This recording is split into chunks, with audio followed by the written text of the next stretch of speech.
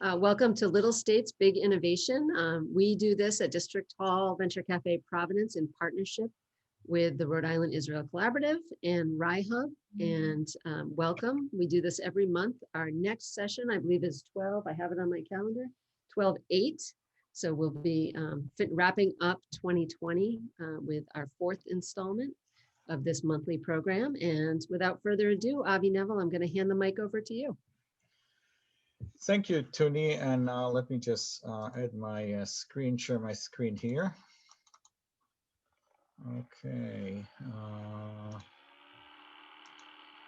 Okay.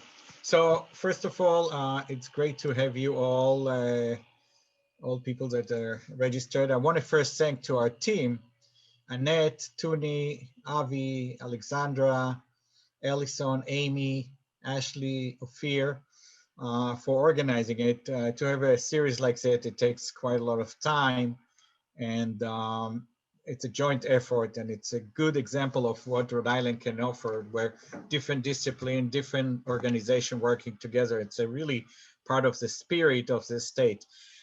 Just a little bit maintenance here. Next session we have on December 8th.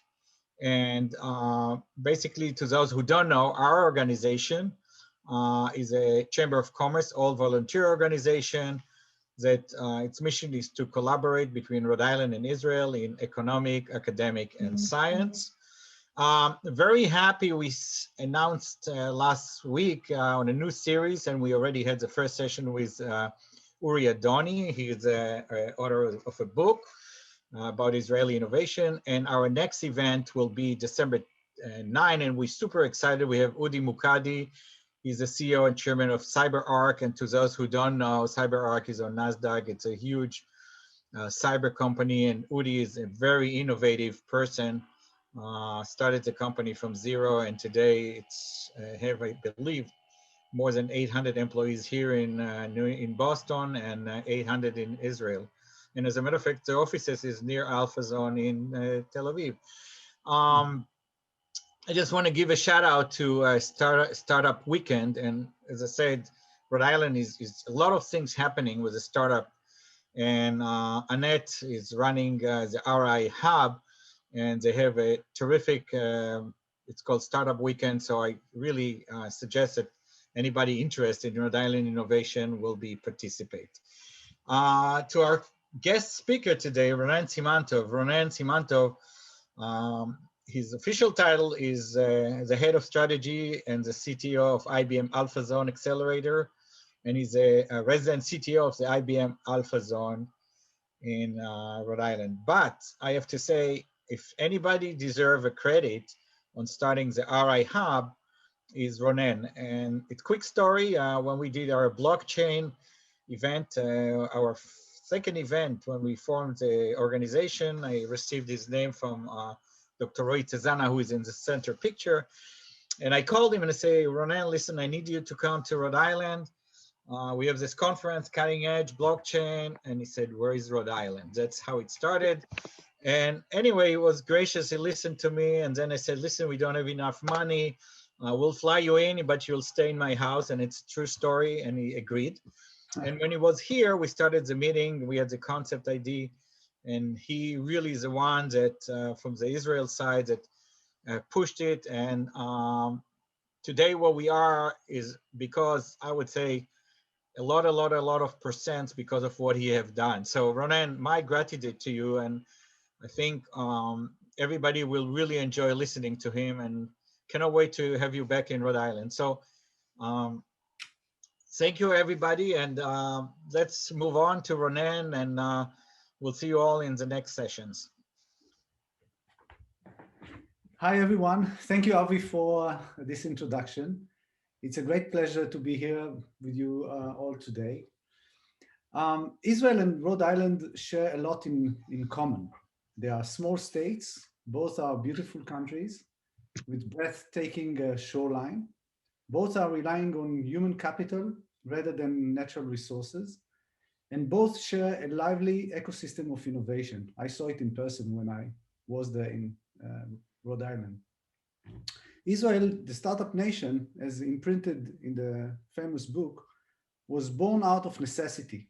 It's a small country located in an unfriendly neighborhood, low in natural resources, and half of its ground is desert. Despite the challenging opening conditions, Israel has become a model of innovation for other countries. So how did this all happen? It happened by fostering a culture of innovation in the army, in universities, in big enterprises, ISVs, and startups, and by the creation of an ecosystem of innovation.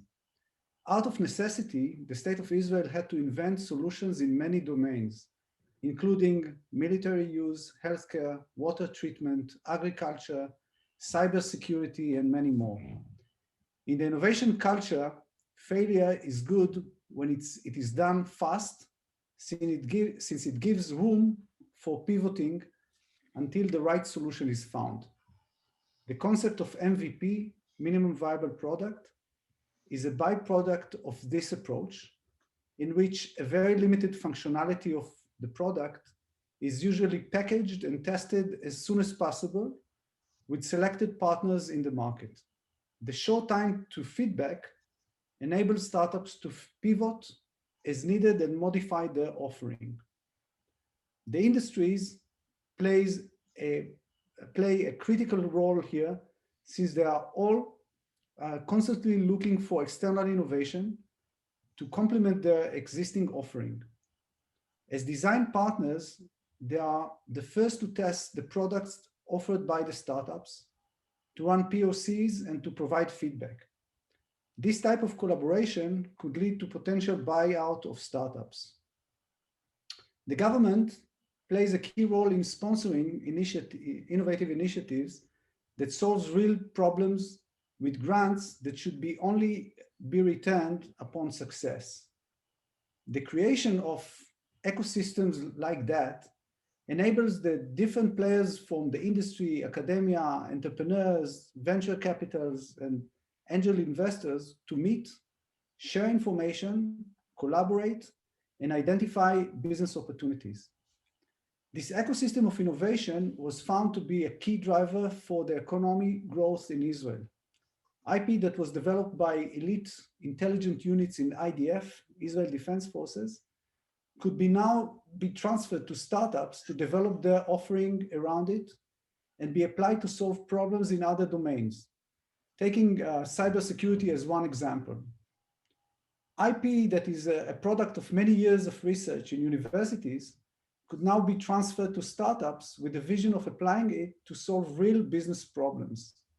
A good example of it is Oasis, a venture builder accelerator powered by AlphaZone that is located in the south of Israel, which is building startups around IP that comes from Ben-Gurion University.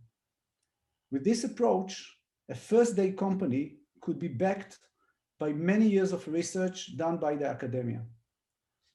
Rhode Island, just like Israel, is a small state. And being a small state bears lots of benefits for startups. Everyone knows each other. I can assure you that Avi Nevel knows everyone. Accessible administration with its business arm like Commerce RI could be very valuable. Its willingness to share anonymized governmental data for startup needs is priceless. And it offers low taxation and great location just between Boston and New York. RIHub, Rhode Island Innovation Hub, was designed as a meeting point between the industry players that are based in Rhode Island, universities, entrepreneurs, VCs, and angel investors. The high quality human capital that comes from the universities of Rhode Island is an available resource that could be utilized. RIHub plans to define programs that will attract alumni from universities in Rhode Island to stay in Rhode Island and take part in the innovative ecosystem which is now being created. IBM, as a founding member of RIHub, is a technology partner. IBM offers a vast technology portfolio for different industries and business domains, is leveraging open source solutions, and is available on hybrid cloud environments. Partnering with IBM could open business opportunities via IBM channels worldwide, since IBM has presence in more than 170 countries. To help startups in the long journey to success, IBM initiated a program called Startup with IBM, in which startups are eligible to get free credits on IBM Cloud up to $120,000 for 1 year. Recently, we announced RIHub as a bridge program for IBM AlphaZone alumni that target the US market. The idea is to offer Rhode Island as a preferred location for Israeli startups that wish to land and expand in the US. At IBM AlphaZone Accelerators, we help startups develop enterprise-grade solution.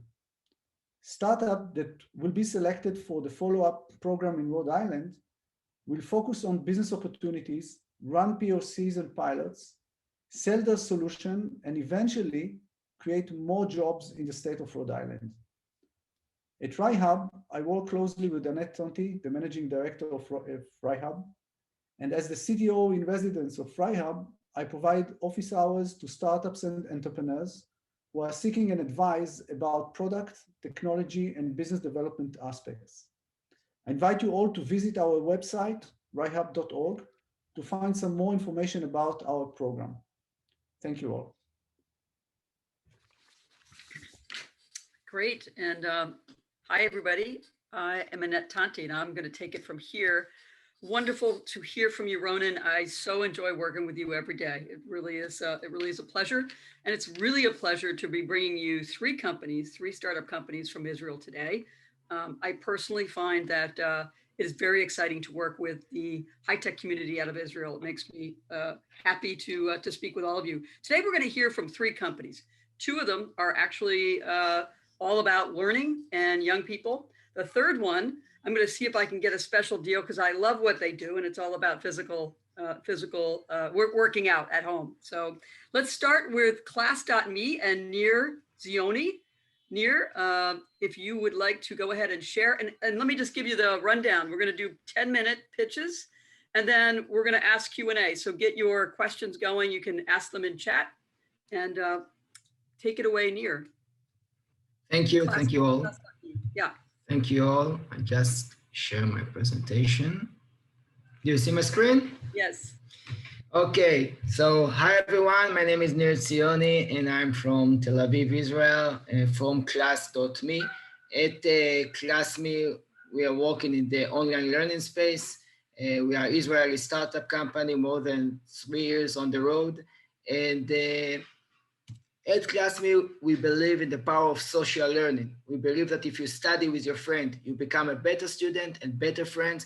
And this is why we started Classmate. In the past, students used to study at home or in the library or call a friend. Today, students study on WhatsApp, Facebook, Instagram, WeChat, Zoom. They take basically the platform, the social platform around them, and they study with this. And in one way, it's amazing because it really is communication. I can open a group on WhatsApp with all the classmates and start sharing my homework and answers and questions, etc. But on the other hand, all these social platforms not meant for collaborative learning. For example, on WhatsApp, you have one long thread for many questions, answers, all in the same thread. And after 1 minute, you cannot find anything. And it's very awful because there is very good information right there. And this is where Classmate, and right now, even with COVID, there is much more need for the problem is much higher because everyone's locked down at home. And there is a lot of need from students that get a lot of homework online and they need the help of their parents, teachers, and their friends, and they're feeling very, very isolated. And this is where we, Classmate, get into the picture. Classmate provides online social learning centers for schools, for universities, for districts, for even publishers and companies to help students, teachers, and private tutors to speak about homework very easily. Our platform contains 3 main layers. The first one is a dedicated chat communication platform that make it very easy for the students to speak with the classmates, with the teachers, etc., about their homework and exams and about their studies. And basically, it becomes like a community of learners.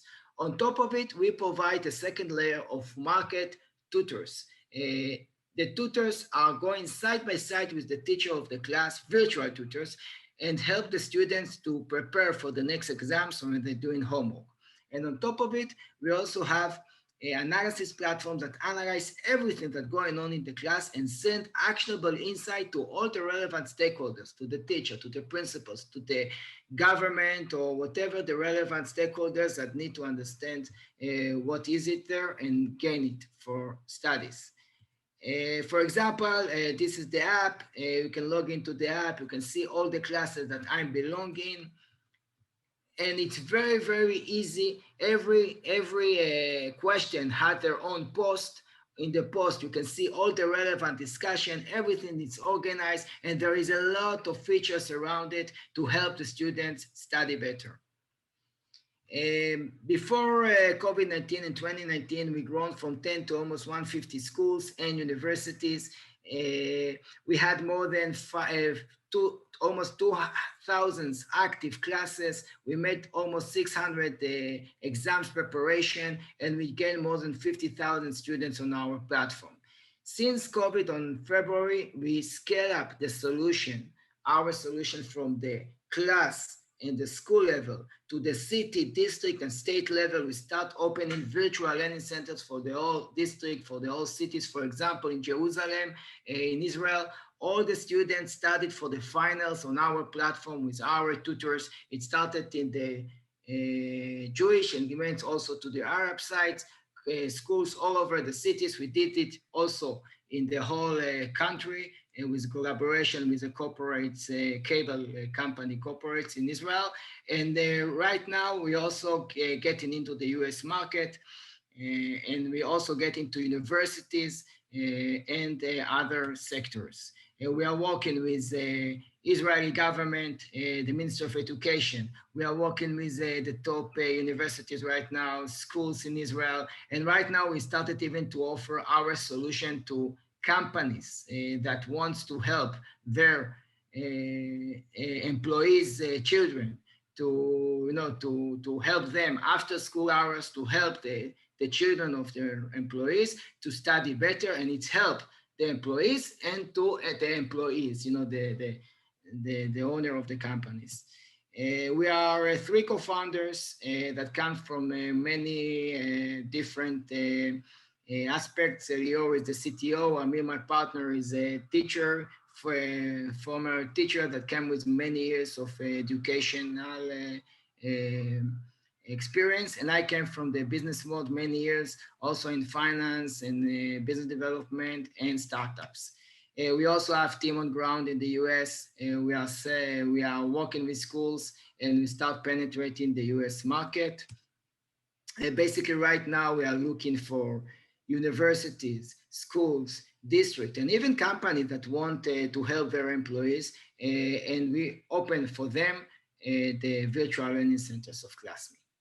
Thank you. That was awesome. Thank you so much. Wow, I mean, could there be a better moment in time? I mean, it's an unfortunate moment, but boy, everybody needs this in the entire world. So talk to us a little bit about what you've learned about kind of a best way to enter. So as an example, you mentioned a cable company. You think about the US market and how difficult it might be actually to enter that market, because there's, populations of schools, the schools are run by districts and et cetera. What is it we could do to help you in terms of maybe channels or some way to enter a new big market like that? Have you given that some thought? Yes, thank you. Yes, we tried and to go school by school, and we start working with schools, but as you said, it's not easy. We believe that what we are doing right now in Israel, and we want to duplicate it in a way to the US market. Basically, the uniqueness of our solution is that we can open a Classmate for the whole district. in 3 hours, 4 hours, we can open the virtual learning center for the whole district, for example, you know. And this is what we want to do. So basically, we're looking for channels, for example, to go to the head of PTOs, and through the PTOs goes to the families, you know, and this is a good channel. There are channels of many, you know, principals, so maybe over there also. So this is one way, so we are looking for. The other is go basically to academic. We're just now in the last 1.5 months in Israel, we're almost starting to work with the 3-4 top universities and colleges in Israel, and we are starting to penetrate in more and more universities. Right now, there is a huge pain also in the higher education. The pain over there is that the students in first grade, you know, the first year, they're isolated, you know, they don't have a physically connection, so they cannot meet other students, and they're probably more alone. With us, they can have the chat environment, they can meet other students through the learning and they study better. So this is another opportunity for us. We are looking for universities to offer the solution. Great. Hey, so another question came up. What is the business model? How do you all make money? Okay, so first of all, in 2 ways. One, and the first way is so we can offer the platform as it is. For example, if we go to universities, we can offer the platform and they can use it by themselves and pay, you know, license fees. This is the first channel. The second is what we are doing also with schools. We provide a tutoring service on top of the platform. Now, if, for example, a tutoring, if you go to a tutor, it costs you, let's say, $100 per hour for one-on-one tutor. In Classmate, it's about $1, $2 per student per hour. So this is, so it's very, very cost effective. And this is the main idea. So we provide a platform, and on top of it, we can also provide the tutoring service. And for some relevant players, we can also have a lot of insight on our platform that we can share with the relevant stakeholder. That's very interesting. Actually, I was just going to ask this question, and Maria's got the same question. Do you have control over the content? So I actually have a question a little bit on the side of that is, this has got to be an extremely secure environment, right? Because we have young people talking to young people. How do you handle the security of the content? It's a great question. Basically, we are compliance with privacy from FERPA, COPPA, and of course in Israel.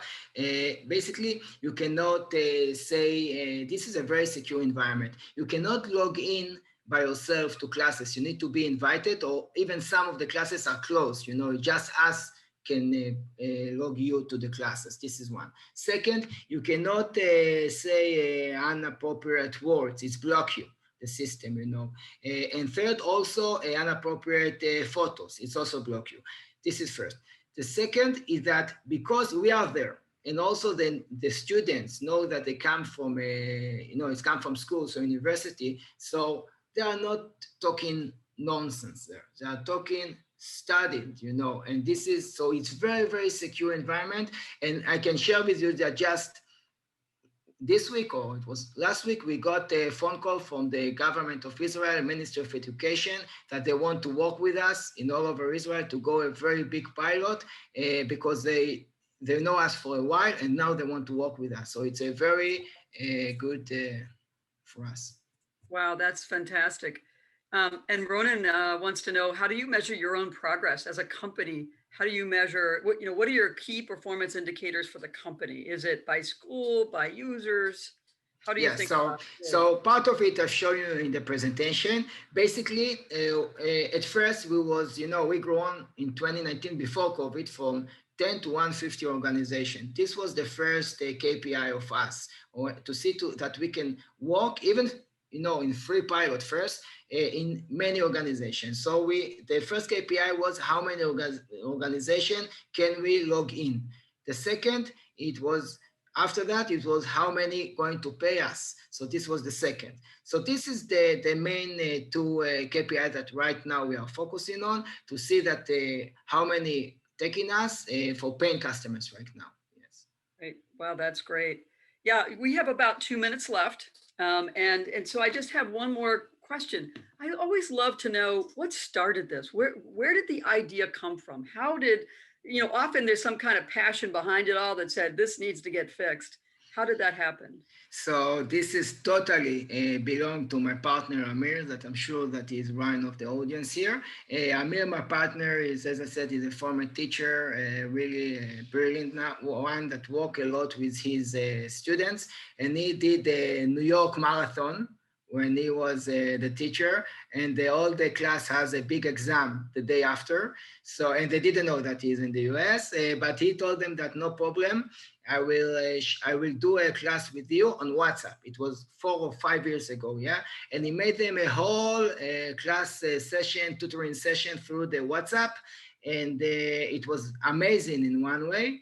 But on the other end, there was a lot of chaos there. And this is how the idea came. He came to me with that. I'm in startups many years. He asked me about it, and here we are here. Wow, I love it. That's fantastic. That's usually what happens. There's some sort of a big issue that someone sees and says this needs to get fixed. And it could be so much more powerful. So, wow, that's great. Would love to help you all open up the US market. It sounds like you guys are very busy, and this is a great moment. So thank you so much. Thank you. All right. Next, we're going to hear from my new friend, Eldar. Yes, hi. Well, thank you.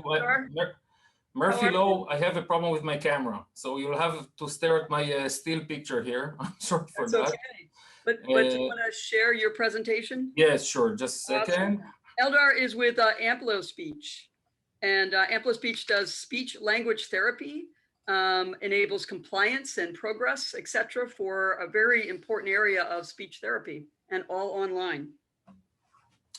Yes, thank you, Annette, and thank you everyone for giving me the opportunity to speak here today about Ampliospeech. In the 10 minutes I have, I'll try to be brief, and I'll start with just explaining that Ampliospeech basically is a provider, an innovator and provider of digital speech language therapy. For those of you who don't know, in the United States, school districts, the public school system is obliged to provide therapy to students with disabilities, and speech language therapy is part of it. And according to the IDEA, schools need to be compliant with providing this kind of a therapy based on what we call an IEP, individual educational plan. And Ampliospeech is entering into this field of the K-12 system in the United States with a very innovative and groundbreaking technology, which I'm going to talk about today. I'll start with the founder of the company, Dr. Yair Shapira, together with Yoav Madan. Yair has a son who stutters, and he thought that with his experience in startup companies and education in biomedical engineering, he can develop a technology that can help his son and other children in this field and get a better and faster progress on their clinical therapy to deal with the stuttering. So he founded the company in Haifa in 2014. And since then, the company basically grew to become what we are today. And today we're providing speech language therapy solution, not only for stuttering, but for the entire spectrum of different speech and language disorders. So we are located in Rockville, Maryland, but we are working all over the United States. And of course, there is a lot of interest in Rhode Island, which I'm going to speak about later on. But let's first talk about what is really digital speech language therapy. All right. So I'll start with the traditional. The traditional therapy in school setting is that there is an SLP. Usually it's an employee of the school. Speech language pathologist. Sometimes they hire SLPs as contractors, and the SLP basically is going to the classroom, pick the student from the classroom. The student will miss, I don't know, a math class or an English class, whatever, and she bring him to the therapy room, maybe with other students, and she's basically responsible to provide him and the other students the therapy. She's responsible to prepare the therapy session, to play with them the board games that they are using, to summarize the therapy session. There is a lot of paperwork that goes around it. And she eventually needs to also report on the outcome, on the progress that the student is making for Medicaid reimbursement, for instance, etc. Today, in the school setting in the United States, there is what we call an artificial shortage of SLPs. Because believe it or not, more than 3/4 of the SLP time in the public school system today in the United States is going not on direct therapy, but on all the other overhead paperwork reports that they need to prepare. Just unbelievable. So think about, you know, dealing with this overhead with technology. What can it do to millions of students here in getting better therapy services? Not only that, when I talk about digital later on, you'll see the other benefits of the technology. Then in recent years, we found what we call an analog teletherapy or telepractice. It's a start of using a technology you can imagine like a Zoom-like platforms with some content that allows the SLP to provide therapy to a remote student. And that was a great solution for remote districts, rural areas where they don't have many SLPs around, and still there are some students over there that need to get therapy. And we've seen that for several years now in the market. It definitely solves a solution, but it doesn't solve the real problem. It doesn't solve the outcome, which is still not being achieved as fast as possible. It doesn't solve the amount of overhead, and many times it's even overcomplicating things. So Ampliospeech is coming with what we call a digital therapy.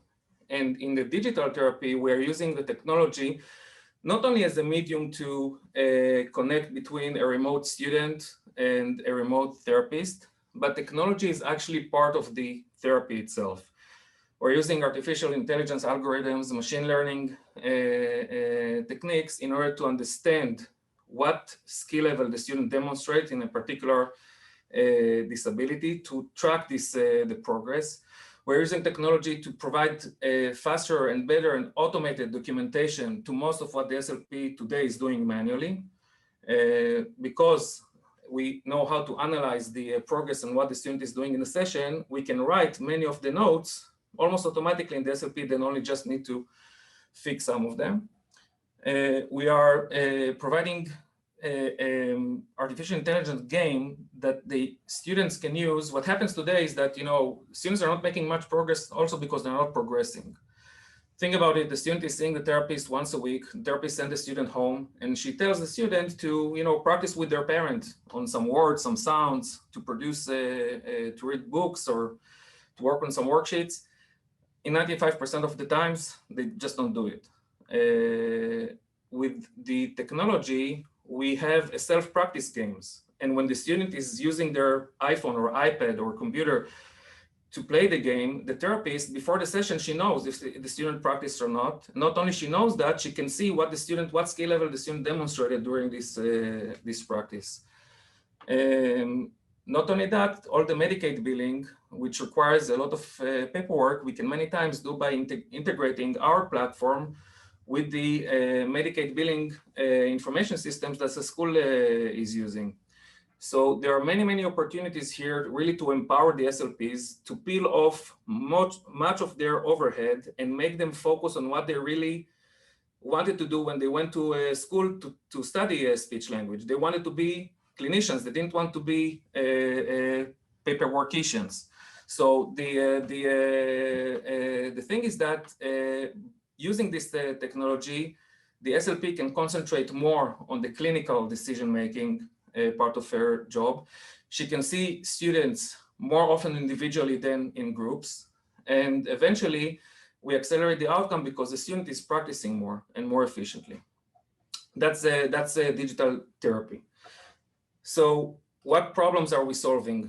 Why do we think that we are the best solution out there in the market? So there are several challenges that school districts all over America are dealing with.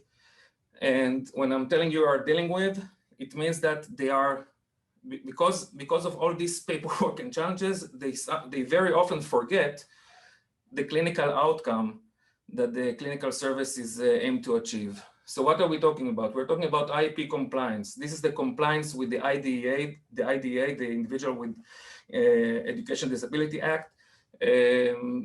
They need to show that they are compliant, that they are providing the service. Many school districts, in order to do that, they need to go to the book cabinet and pull binder after binder to look at all the history, because everything is paperwork.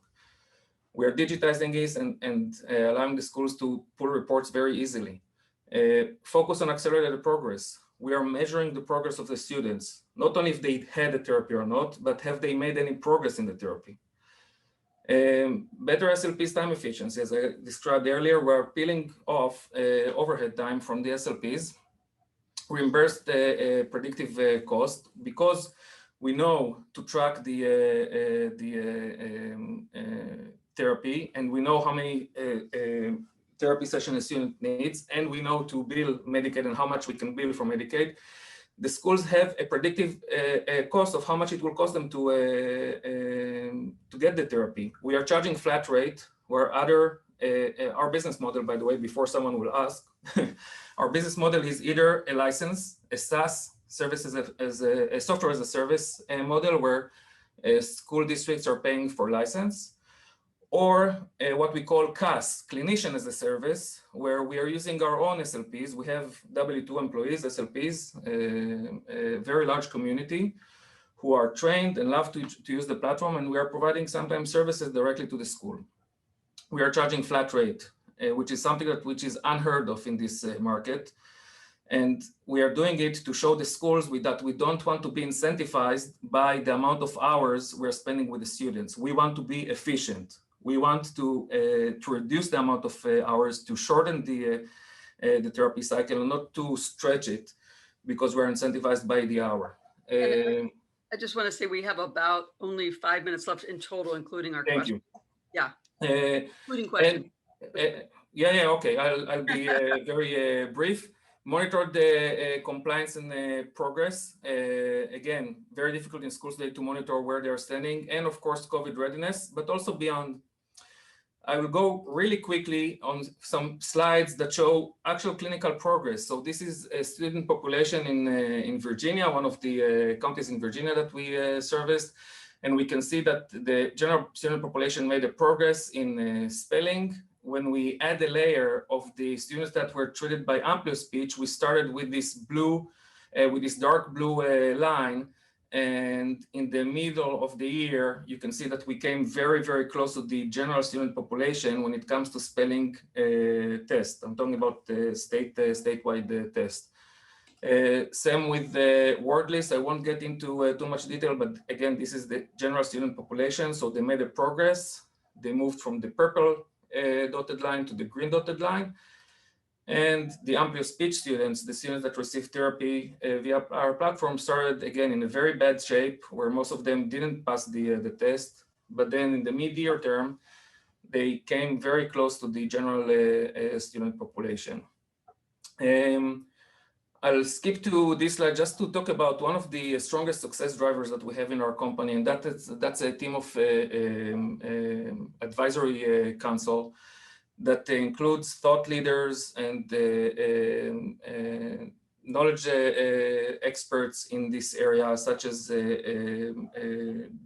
Judy Rich is the president of the American Speech and Hearing Association, ASHA.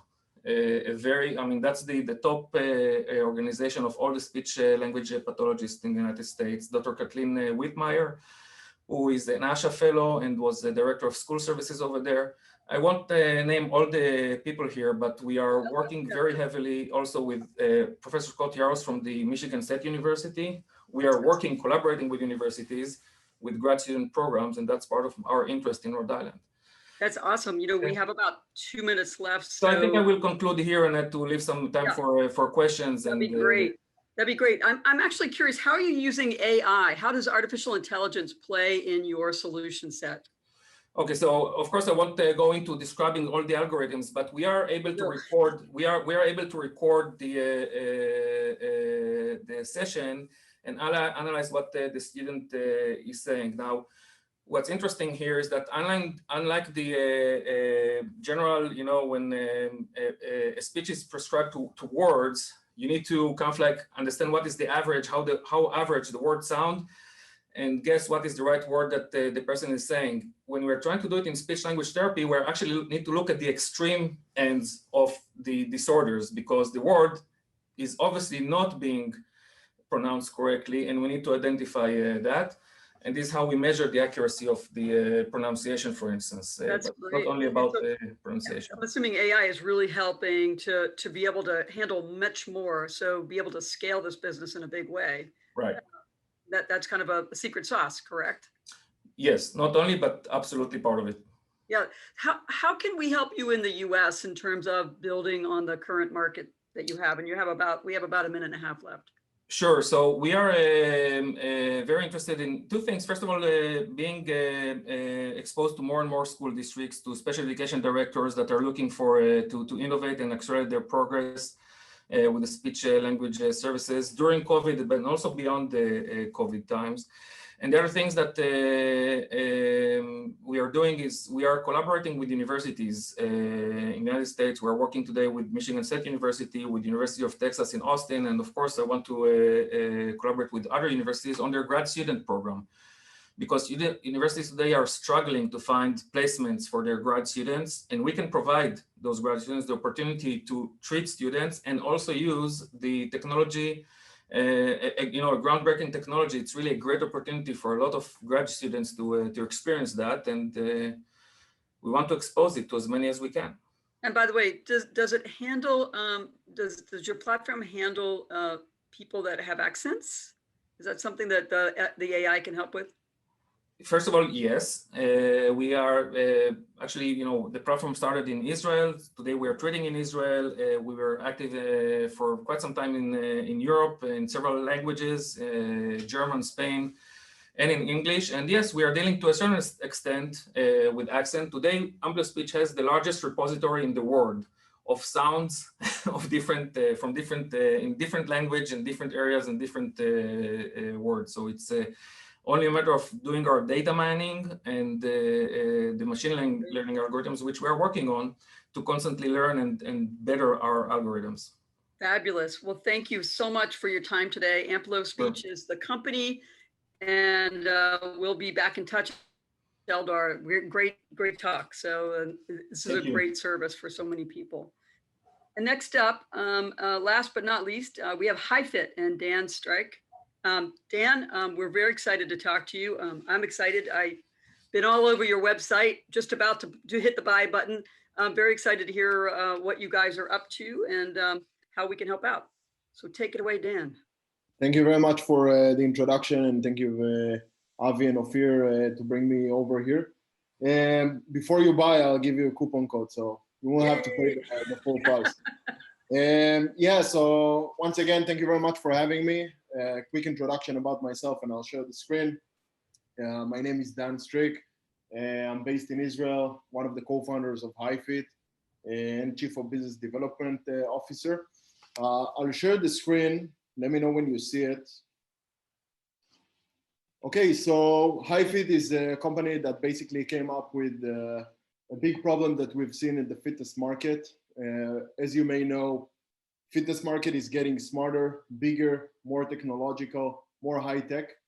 You can see big companies like Peloton, Tonal, and all these companies rising up. But what we found out in HiFit is that there is a big limitation for companies in the functional training industry.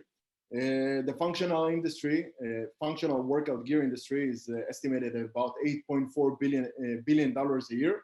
And the main problem with that is that most of the people who work out with functional gear pay a lot of money. At least 70% of them pay a lot of money for personal trainers, different applications, or any sort of guidance along their journey in the fitness. So you can either be an athlete, you can either be a beginner, a pro, mid-level. You always somewhere along your journey pay something for any trainer or something like that.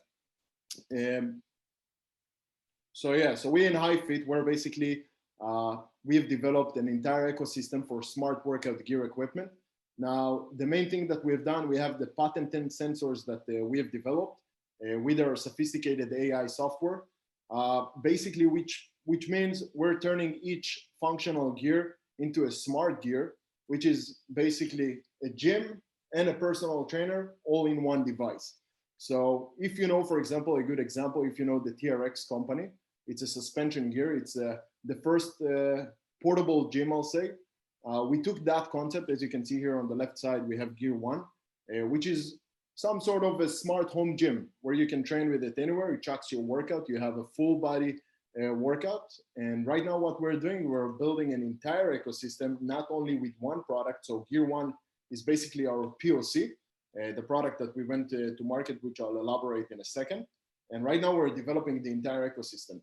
So let's say right now, Avi, you're based in Rhode Island and you want to work out and all the gyms are closed, or you don't know how to work out properly.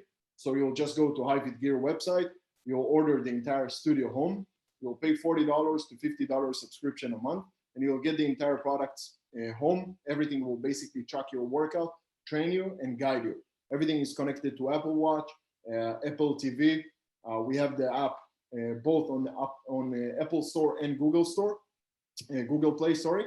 And yeah, this is basically the ideal guided personal trainer. So the vision of HiFit is to develop an entire ecosystem. We'll have probably at least 5 products by mid of 21. Currently, we have 1 in the market and 4 more that we're developing. Also in the boxing area, you can see here kettlebells, slam balls, ball ropes. So that's pretty much it. Our first product that hit the market in 2020, basically half a year ago, called Gear 1. And as you can see here, how we turned some sort of normal resistance band into a smart resistance band, which is an entire full gym and a personal trainer with modular attachment. You can adjust the level of resistance. The AI software basically tracks at least 30 different parameters from calories, heart rate, velocity, speed, force, and etc. You can adjust the level of resistance. As you can see here, you just press on the red button. Whenever you adjust the level of resistance, you basically change the tension from time to time. It's versatile, you can take it anywhere. And the beauty thing here, I did not mention, what we're looking to compete against is the biggest trend with all the Peloton, Mirror, and all these companies. I'm not competing against them. They're major companies and I wish I'll be there. But yeah, not everyone has the $3,000 to $5,000 to spend on an entire home gym, but mass market has the $200 to $250. And again, in the future, the vision is that this product will be sold for $79, $100, something like that for a product.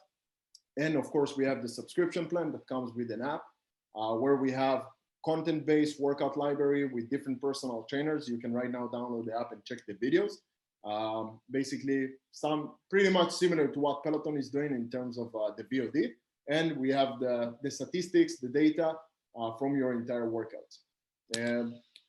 So yeah, just a little bit about us, and then I'll jump into basically the market. So we're 3 co-founders, 3 best childhood friends.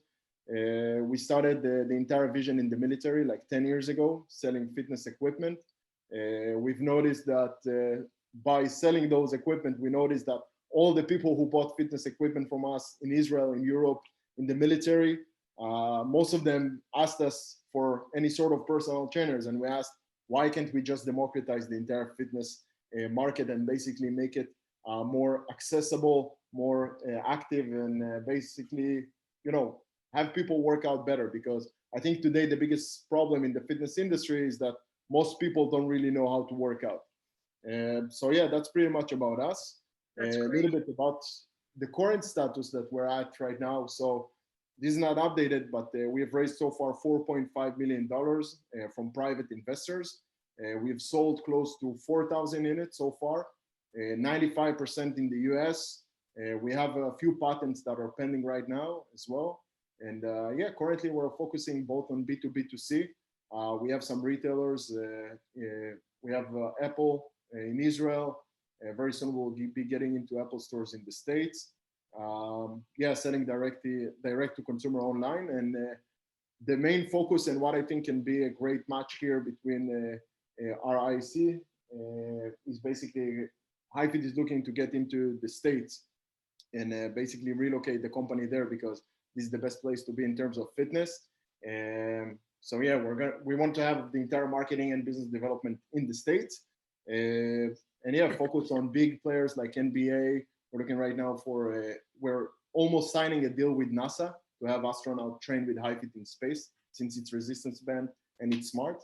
And yeah, any sort of collaborations will be more than welcome. And yeah, I think I said more than enough. So Dan, we will be in touch because we want you to land here. We want to do whatever we can to help. Hey, you know, here's what I love the most. I love that you're actually looking at you looked at the entire market and you went down market in terms of saying, you know, folks can afford $250, $300.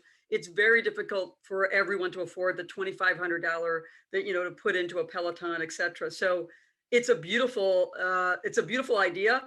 And my question actually, when I was on the website, I wanted to understand a little bit more about the model. Do I buy the equipment once and do I pay each month to actually be able to get content from the personal trainers on my app?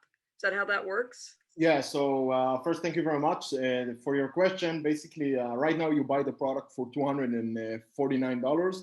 You get the 1 year free subscription. Right now we don't charge for subscription. Okay.